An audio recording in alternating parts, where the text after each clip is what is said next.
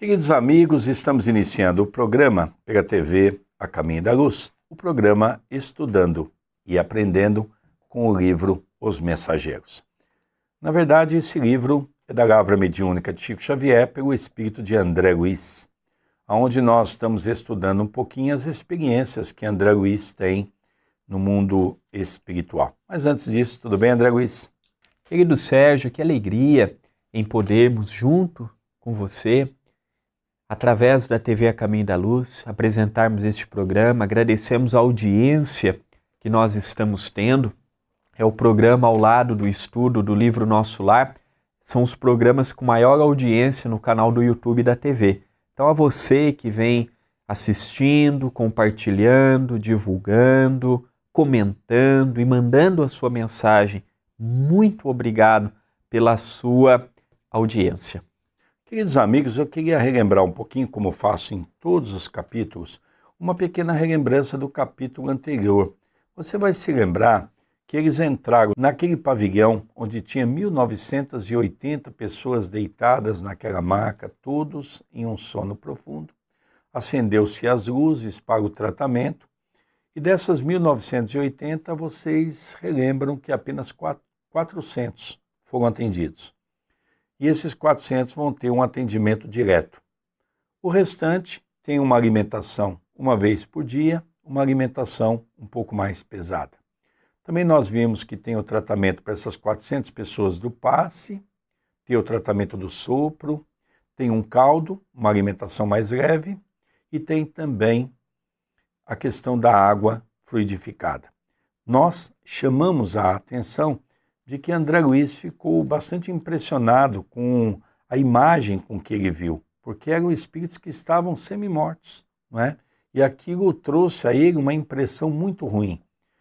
E aí foi sendo orientado que aqueles irmãos que participavam de determinados cultos religiosos, de determinadas religiões, que acreditam que após a morte, eles vão ficar dormindo até que vêm as trombetas e que vai haver a separação dos bons e dos maus.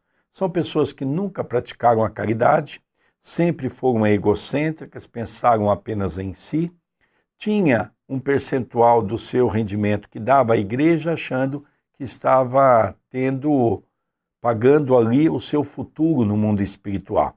Então nós vemos que é uma cena lamentável pela qual deixou André Luiz, Vicente e o próprio Aniceto bastante estarrecido com todo aquele quadro. Hoje nós vamos estudar o capítulo Pesadelos, número 23º. Vamos acompanhar um pouco a leitura? Enquanto Alfredo continuava dirigindo os serviços, nosso instrutor, com a permissão dele, conduzia-nos aos leitos distantes, nos quais se asilavam os enfermos desatendidos quanto ao auxílio magnético. Precisamos acentuar experiências e aproveitar oportunidades, afirmou Aniceto, sorridente.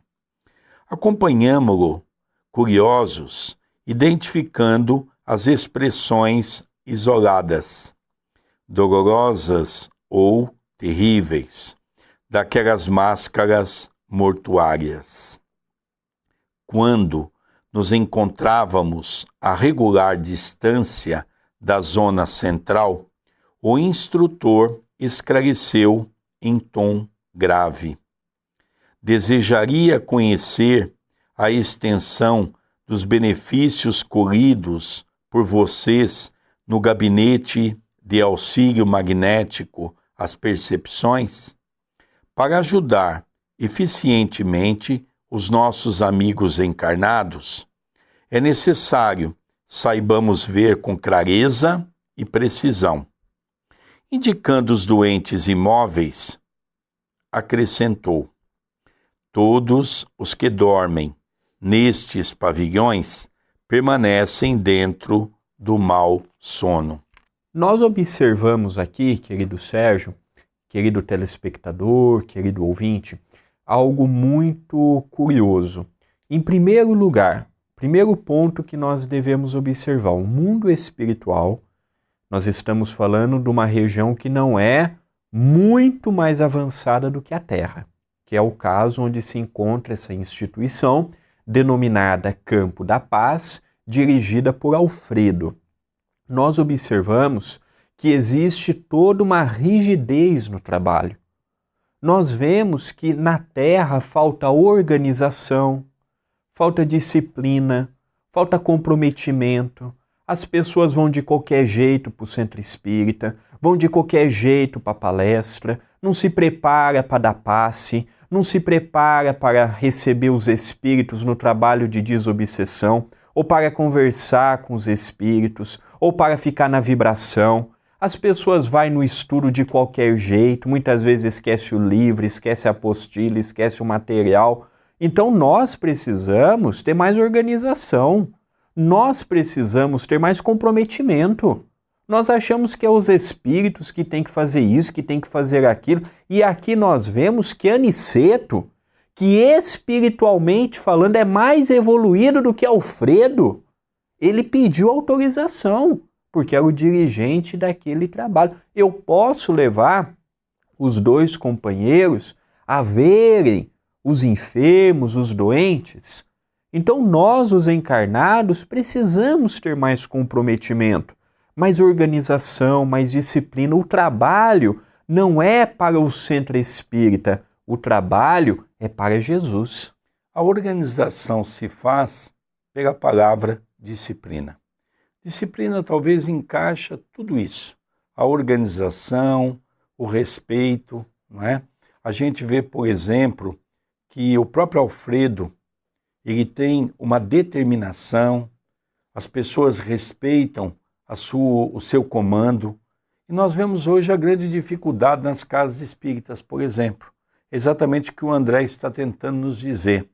Todos acham que por ser voluntários, cada um pode fazer o que quer, não respeitam muitas vezes a diretoria, tomam determinadas decisões sem consultar muitas vezes o presidente. É essa nossa indisciplina que custa caro para todos nós. E nós percebemos que a disciplina é o elemento mais importante de um trabalho para que ele possa ser bem sucedido. Vamos continuar a leitura? Indicando os doentes imóveis, acrescentou: todos os que dormem nestes pavilhões permanecem dentro do mau sono. Mas teremos, porventura, nas zonas espirituais, os que estejam em bom sono? Interrogou Vicente, de modo brusco. Sem dúvida. Respondeu Aniceto, solícito.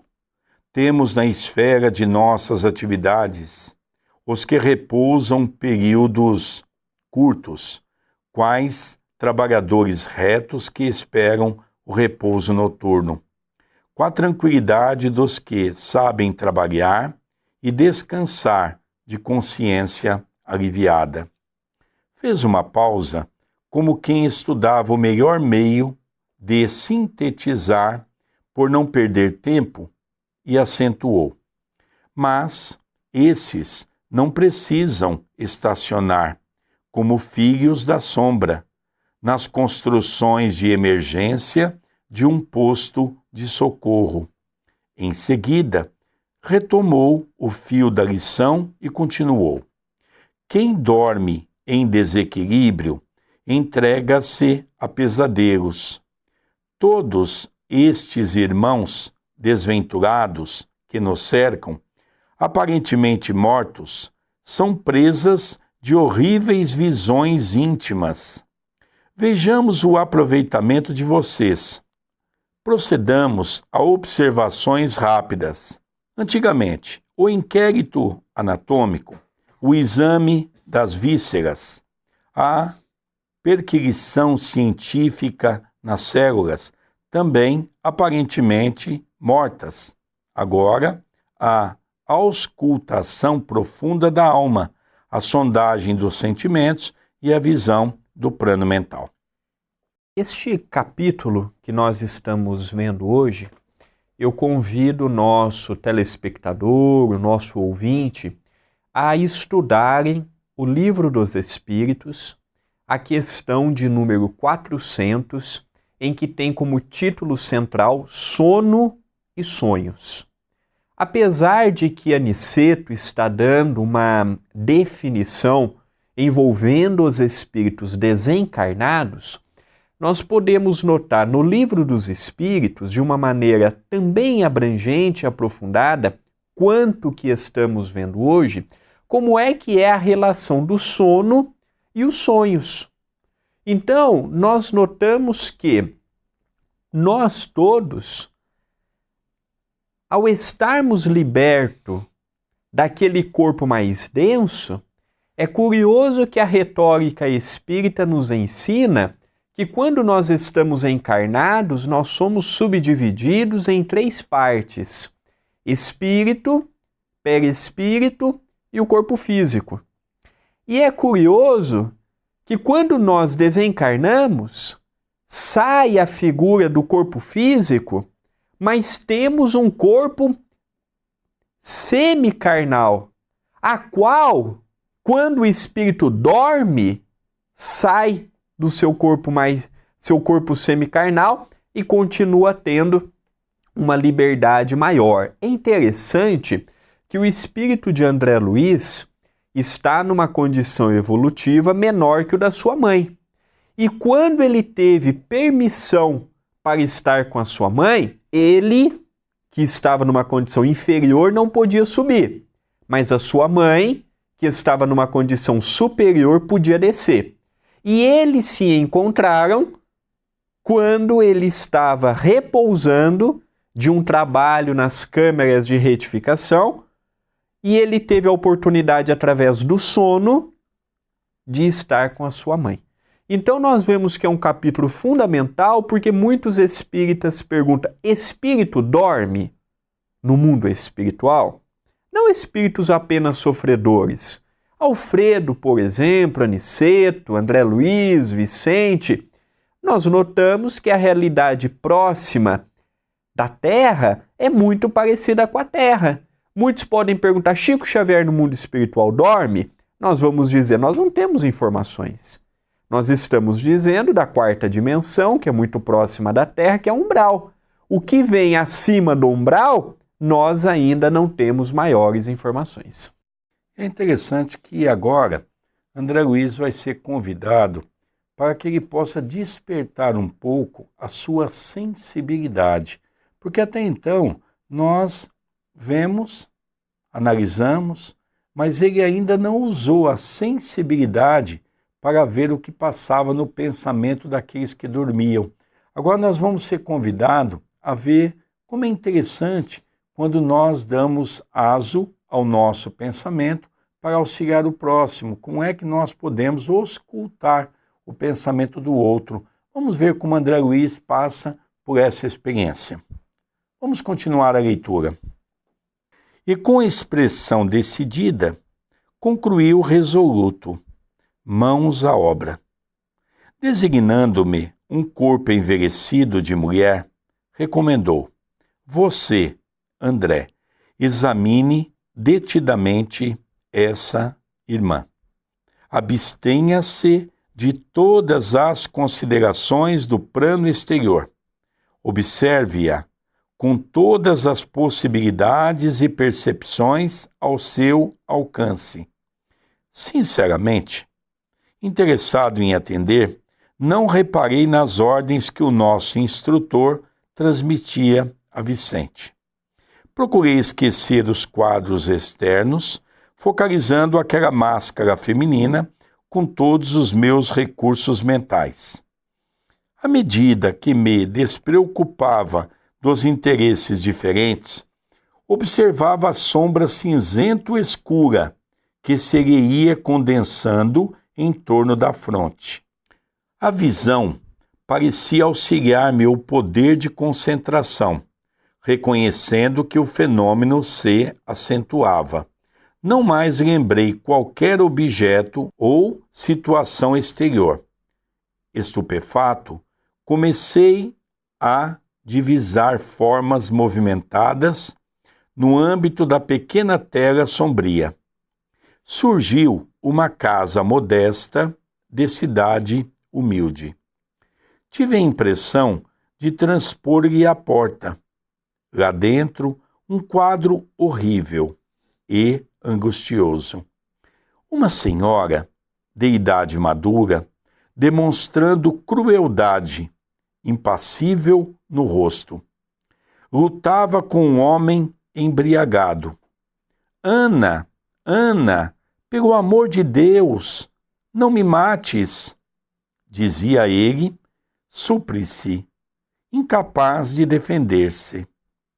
Nunca, nunca te perdoarei, exclamava a mulher, acrescentando em tom lúgubre. Morrerás esta noite. Viu o infeliz cair exausto. Envenenaste-me com bebida mortal.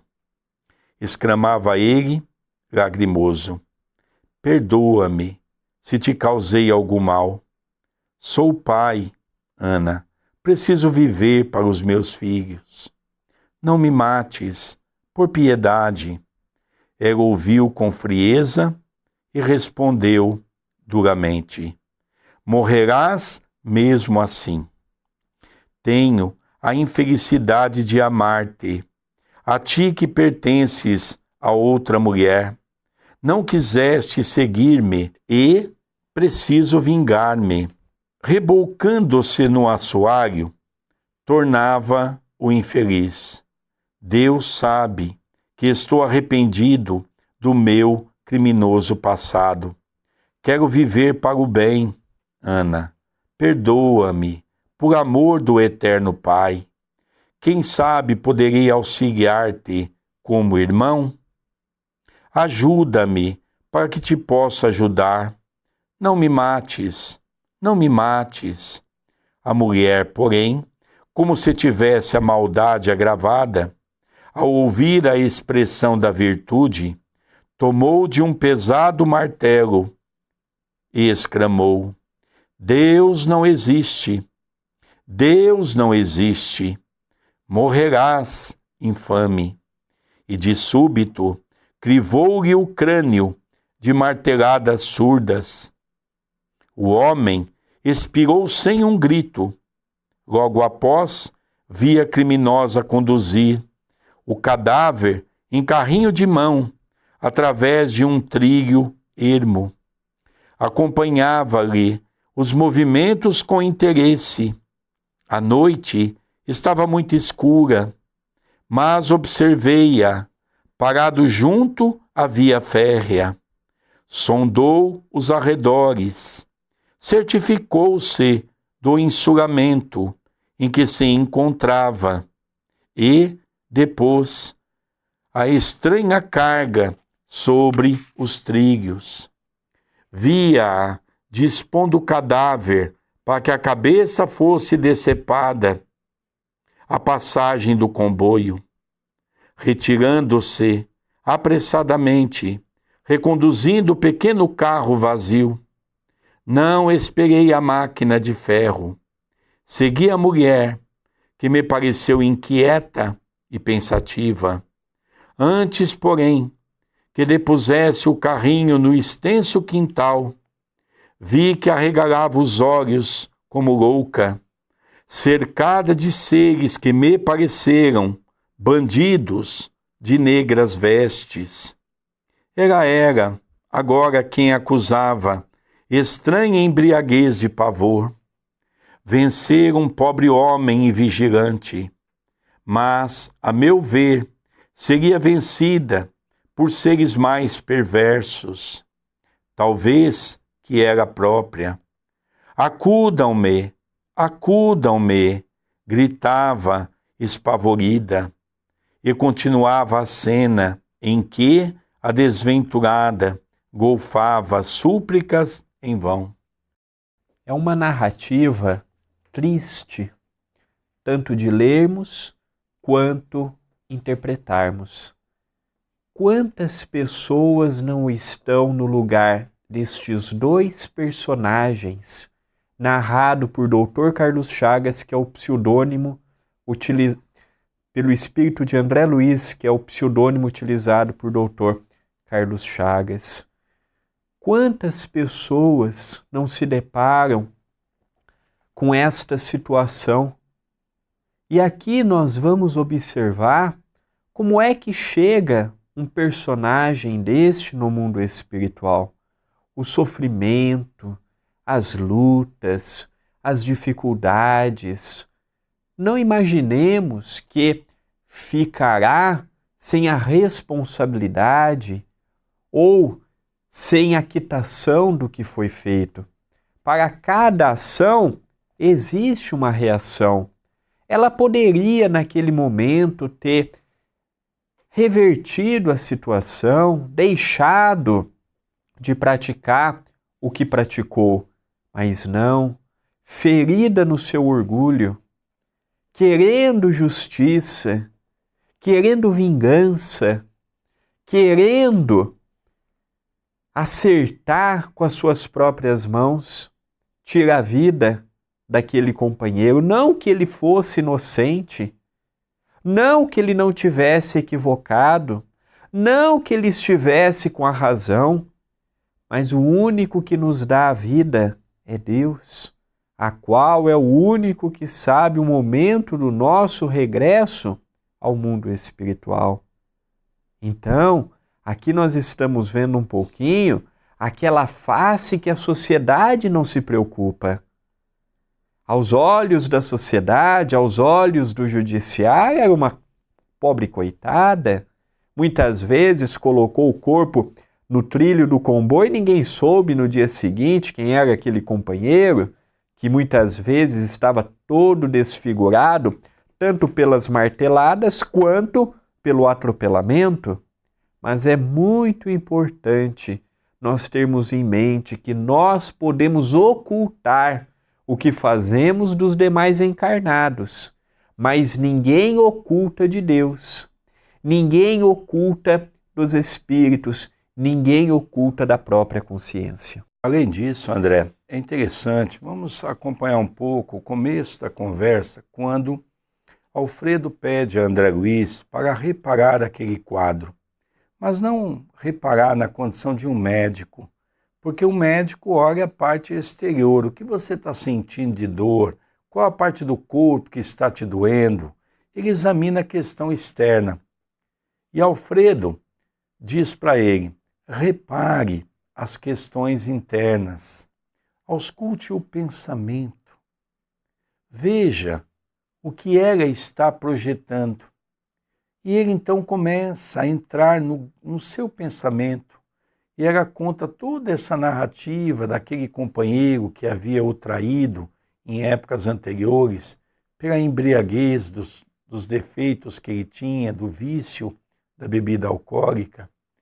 Mas ela é uma criatura também bastante difícil. E ela cometeu um crime que, na verdade, é um crime que a reparação é muito dolorosa, porque ela cometeu um crime a sangue frio, consciente.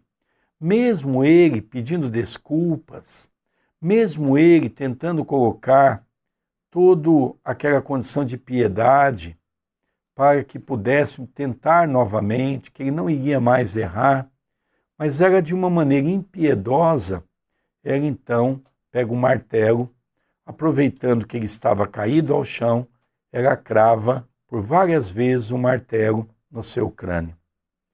E depois que ela percebeu que ele estava morto, perto da sua casa passava e tinha uma linha de trem, passava o trem. E ela então, de uma maneira bastante sarcástica, leva esse corpo até a linha de trem, põe a cabeça dele nos trilhos, para que quando o trem passasse, pudesse então atropelá-lo.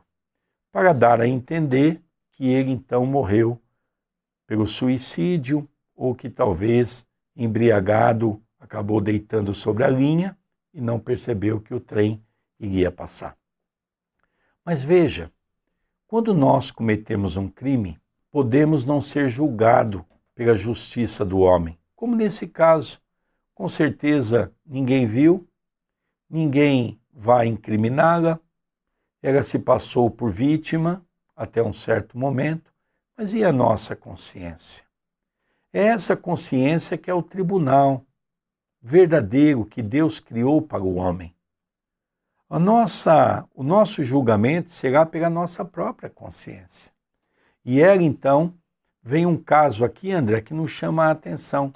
É quando o André Luiz retorna com ela para casa, percebe os espíritos que estão ao seu lado, de roupas negras, os obsessores, aqueles irmãozinhos que foi atraído por ela pelo pensamento de desequilíbrio. E, logicamente, quem cometeu o crime? Foi os nossos irmãozinhos obsessores? Não. Eles podem ter a incentivado, mas quem cometeu o crime foi ela. É isso, André, que nós precisamos parar de jogar culpa nos outros, como o católico joga culpa no diabo, como os evangélicos jogam culpa em Satanás, como os espíritas jogam culpa nos obsessores, e nós não temos culpa nenhuma.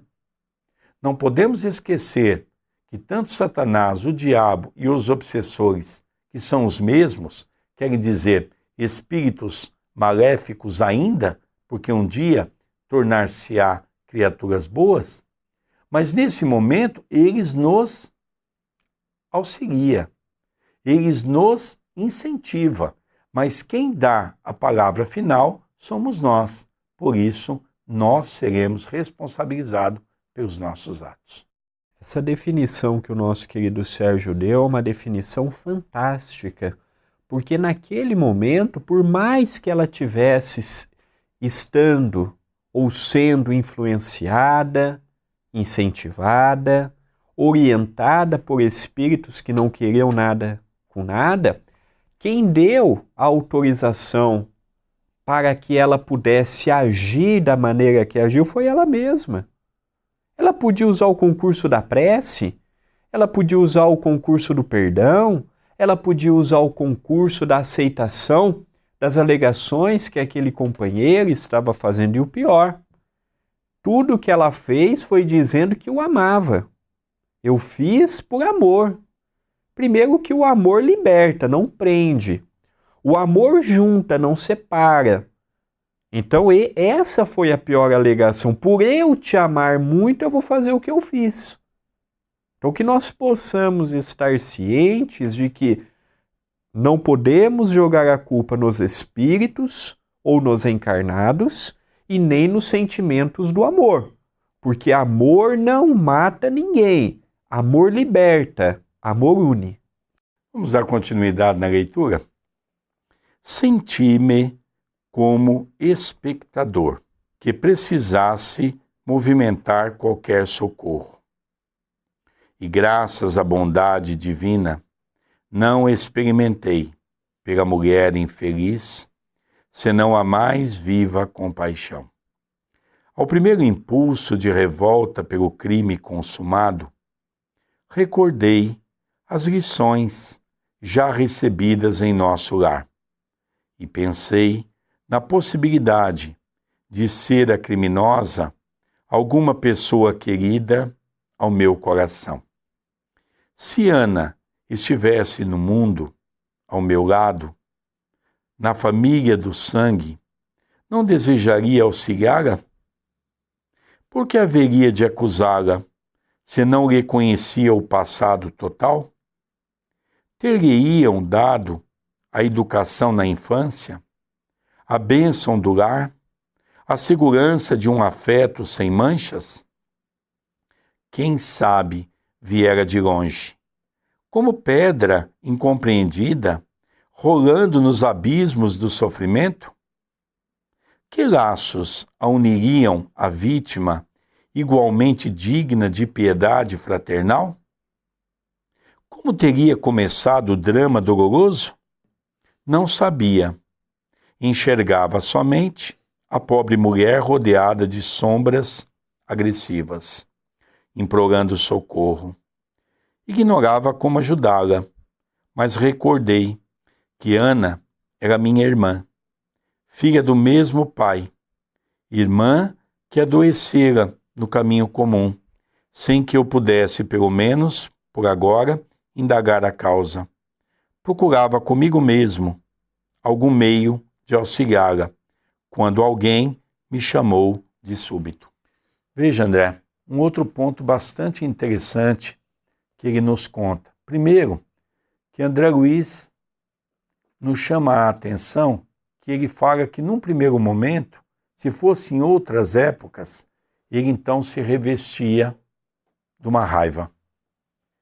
Mas o que ele aprendeu em nosso lar, que nós somos filhos de um Pai, que é Deus, portanto, somos todos irmãos. Ele não podia julgar aquela irmã porque ele não sabia quais eram os motivos reais que levaram àquela condição, tanto no tocante a essa existência quanto a uma existência anterior. E percebeu também que aquela irmã era uma doente da alma, que precisava de socorro, que precisava de auxílio, que precisava receber amor, porque o mal não se paga com o mal. O mal se paga com o bem. É por isso que a lei de Talião perseverou durante muito tempo, olho por olho, dente por dente. E agora todos nós somos convidados à lei divina, a amar, porque sabedores hoje, através do Espiritismo e das reencarnações, que aqui não há vítima. Todos nós que aqui nos encontramos somos os algozes de ontem, pela qual estamos passando temporariamente na condição de vítima. Assim, André, fica mais fácil nós entendermos as leis divinas. É verdade.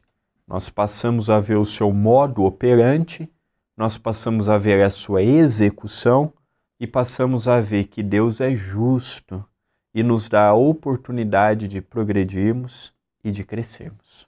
É verdade. Vamos então ler o final para que a gente possa então comentar um pouco mais, porque vale a pena nós revermos o caso dessa nossa irmã Ana. É um caso de muita dor, de muito sofrimento, mas é um caso também que muitos de nós carregamos dentro de nós essa concepção.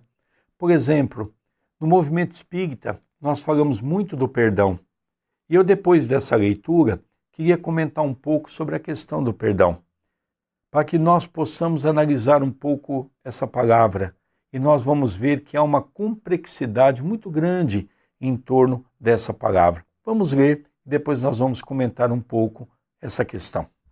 Diz André Luiz: era Niceto que exclamava bondoso: venha, André. Vicente e você têm sabido aproveitar alguma coisa. Estou satisfeito. Seus pensamentos de fraternidade e paz muito auxiliarão essa irmã infeliz. Guarde a certeza disso e continue buscando a compreensão para socorrer e ajudar com êxito. Conforme observaram de perto, sabem agora que cada um dos que aqui dormem, sono atormentado, vivem estranhos pesadelos, de que não podem isentar-se de um instante para outro. Não precisamos comentar qualquer episódio dessas existências, vividas em oposição à vontade divina. Bastará lembrar sempre que a dívida, em toda parte, anda com os devedores.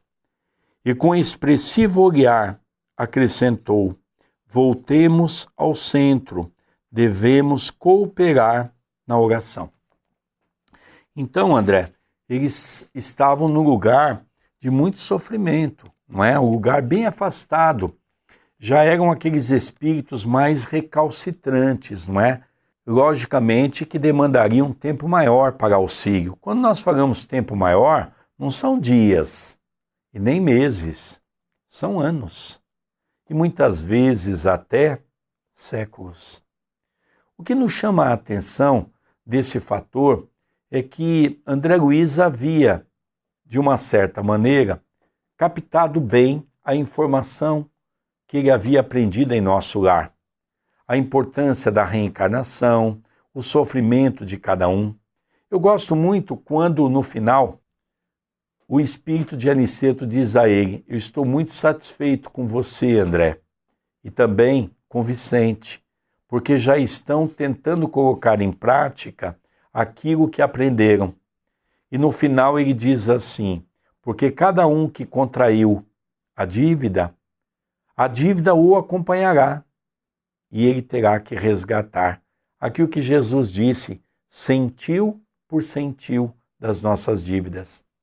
Mas hoje, André, a questão do perdão que eu falava há pouco, eu tenho atendido muitas pessoas nesses anos todos, na casa espírita, no trabalho de atendimento fraterno. E eu confesso que essas pessoas que eu atendo, eu tenho percebido que muitas pessoas têm dificuldade de dormir, têm pavor em dormir, porque trazem consigo lembranças horríveis do passado no seu subconsciente. Elas não lembram hoje claramente, mas têm um pavor, porque sabe que quando vai dormir, o pesadelo invade o seu coração, lembranças horríveis tomam conta do seu pensamento, e ao retornar para o corpo, tem realmente vivências terríveis. A questão do perdão, o que eu vejo de mais dificuldade não é o perdão, André Luiz, é o auto-perdão. Muitas vezes não é difícil até perdoar o próximo. A maior dificuldade é nós perdoarmos a nós mesmos. Tem pessoas que carregam um erro consigo, muitas vezes até pequeno, por anos e mais anos, atormentando-se, muitas vezes até anulando a sua existência por conta de um erro que cometeu, por exemplo, na infância, na adolescência, na juventude. E aquilo lhe carrega um mal tão grande que ela vive anos e às vezes até séculos sem se perdoar. Olha, André, como é interessante nós começarmos a analisar esses aspectos para fazer a reforma íntima. Eu preciso fazer uma introspecção interna. E essa introspecção vai permitir que eu possa começar a me libertar, sabendo que todos nós erramos e sabendo que todos nós um dia vamos ter que pagar os nossos erros e que aquele momento que vivemos atormentado nada ajudará no nosso processo evolutivo. Realmente é uma visão abrangente que o espírito de André Luiz nos passou através dos instrutores Alfredo e Aniceto. Mas nós gostaríamos de aproveitar a oportunidade porque muitos que nos acompanham estão conhecendo o nosso programa a partir deste, ou este é o segundo programa que você está acompanhando do estudo sequencial que eu e o nosso querido Sérgio está fazendo da segunda obra da Lavra Mediúnica de Chico Xavier, ditado pelo espírito de André Luiz, Os Mensageiros. Quem quiser acompanhar desde o prefácio é muito simples, no canal do YouTube da TV tem a playlist desde o primeiro, youtube.com/TV A Caminho da Luz. E se você quiser, além de estudar conosco o livro Os Mensageiros, você também tem a opção de estudar o livro Nosso Lar, que também é um estudo muito parecido com o modo operante que nós temos de estudar os mensageiros. Estudamos capítulo por capítulo, a essência de cada capítulo, a essência de cada mensagem. Então você é o nosso convidado a continuar estudando conosco, a continuar interagindo conosco, para que nós possamos levar um programa cada vez mais dinâmico, feito sempre com muito amor, com muito carinho. E você não precisa nem ter o livro, porque enquanto nós vamos lendo frase por frase, você vai estar acompanhando na sua tela. Então fica mais fácil de você estudar junto conosco. E depois nós fazemos a interpretação daquilo que André Luiz vem dizer. É lógico que são assuntos novos, porque nós tínhamos uma visão totalmente equivocada com referência à vida após a morte. Como é essa vida após a morte? Já que a grande maioria das pessoas acham que morrendo tudo se acaba. Outros ficam nas ilusões daquilo que as igrejas e as religiões pregam. Uns estarão sentados ao lado de Deus, outros estarão dormindo esperando o julgamento e o juízo final. Mas a reencarnação trazida pelo Espiritismo nos traz uma visão mais bela. E André Luiz descreve como é o mundo espiritual. Então nós vemos que lá é tão material quanto aqui. Lá tem casa, tem pavilhões, tem hospital, nós temos corpo, nós comemos, nós dormimos, nós bebemos. Ou seja, a vida continua. E a vida, ao continuar, logicamente, se tivermos um preparo hoje, chegaremos no mundo espiritual numa situação muito melhor. Por isso que vale a pena nós estudarmos esses livros da Lavra Mediúnica de Chico Xavier, do Espírito de André Luiz, para que a gente possa entender um pouco o mundo espiritual. Estudando o mundo espiritual, fica mais fácil nós entendermos o mundo que nós vivemos, que é a crosta. Convidamos todos os amigos para estarem todos os domingos, às 18 horas, horário de Brasília, acompanhando o Evangelho no Lar. É só você curtir a nossa página no Facebook, facebook.com/André Luiz Vilar, 1 de número, e na nossa linha do tempo aparece o vídeo ao vivo, em direto para os amigos de Portugal. Queridos amigos, nós vamos partindo para o encerramento do nosso programa, sempre agradecendo você por essa audiência enorme, por esse carinho. Tenho recebido muitas mensagens e realmente eu agradeço a todos pelo carinho, pelo incentivo que tenho recebido para continuarmos a levar pela TV A Caminho da Luz essa programação que com certeza nos faz entender um pouco melhor as obras do nosso querido Chico Xavier.